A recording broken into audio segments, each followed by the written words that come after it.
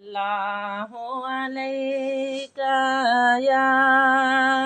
یا رسول اللہ وسلم علیکہ یا حبیب اللہ۔ رات کے وقت ایک چور چوری کی نیت سے آستانہ غوث میں داخل ہوا، مگر چوری کرنے میں ناکام رہا اور خوف سے ایک مصلی میں چھپ کر بیٹھ گیا تاکہ جو ہی موقع ملے تو یہاں سے فرار ہو جاؤں گا۔ ابھی وہ موقع کی طاق میں تھا، حضرت خضر علیہ السلام تشریف لائے اور جناب غوث اعظم رضی اللہ عنہ سے کہا کہ فلاں علاقے کا کتب فوت ہو گیا ہے، وہاں کسی کی ڈیوٹی لگا دیجئے۔ آپ نے کہا صبح انتظام ہو جائے گا۔ انہوں نے اسی وقت اصرار کیا تو آپ نے فرمایا اگر جلدی ہے تو پھر وہ مصلی میں چھپا ہے، اس سے لے جاؤ۔ جس تے پیر میرے دی نگاہ ہووے، اس دی کیوں نہ معاف خطا ہووے۔ جس بیڑے دا میرا ملا ہووے، انہوں پانی کدے بھی روڑدا نہیں۔ جاواں صدقے غوث اعظم تو جڑا در تو خالی موڑدا نہیں۔ مینوں قسم خدا دی ہے پیر میرا، جندی باں پھڑدا انہوں چھوڑدا نہیں۔ ایک دفعہ بغداد شریف میں ایک عیسائی پادری نے لوگوں سے یہ کہہ کر گمراہ کرنا شروع کر دیا کہ ہمارے نبی علیہ السلام تمہارے نبی سے افضل ہیں، چونکہ عیسیٰ علیہ السلام نے مردہ زندہ کیے اور تمہارے نبی نے کوئی مردہ زندہ نہیں کیا۔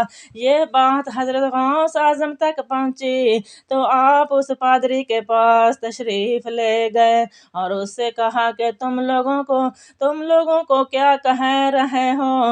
اس نے دوبارہ وہی بات کہی۔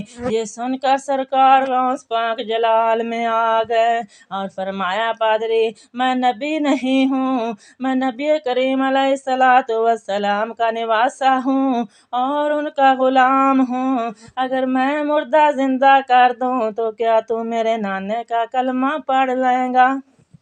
پادری نے کہا ہاں۔ تب آپ نے فرمایا مجھے کسی پرانی قبر پر لے جاؤ تاکہ میں تم کو مردہ زندہ کر کے دکھا دوں۔ پادری نے آپ کو ایک پرانی قبر پر لے گیا تو پیر دستگیر نے فرمایا یہ ایک گویے کی قبر ہے، اگر کہو تو یہ گاتا ہوا اٹھے۔ پادری نے کہا ٹھیک ہے۔ پھر آپ نے فرمایا تمہارے نبی مردہ زندہ کرتے وقت کیا کہتے تھے؟ پادری نے کہا قم باذن اللہ، اللہ کے حکم سے اٹھ۔ پھر غوث پاک جلال میں آ کر قبر کو پاؤں سے ٹھوکر لگائی اور کہا قم باذنی، میرے حکم سے اٹھ۔ وہ مردہ قبر سے گاتا ہوا باہر نکل آیا۔ سرکار غوث اعظم رضی اللہ تعالی عنہ کی یہ عظیم کرامت دیکھ کر وہ عیسائی مسلمان ہو گیا۔ سرکار غوث پاک کا ایک دھوبی تھا جو آپ کے کپڑے دھویا کرتا تھا، وہ فوت ہو گیا تو قبر میں منکر نکیر نے سوالات کیے تو اس دھوبی نے جواب دیا کہ میں سرکار غوث اعظم رضی اللہ تعالی عنہ کا دھوبی ہوں۔ فرشتوں نے عرض کی یا مولا اس کے ساتھ کیا سلوک کیا جائے؟ حکم آیا بخش دیا جائے۔ بارگاہ غوث اعظم رضی اللہ تعالی عنہ میں چور آیا ولی بن گیا، عیسائی آیا مسلمان ہو گیا، دھوبی آیا بخشا گیا، ناقص آیا کامل ہو گیا، برا آیا اچھا ہو گیا۔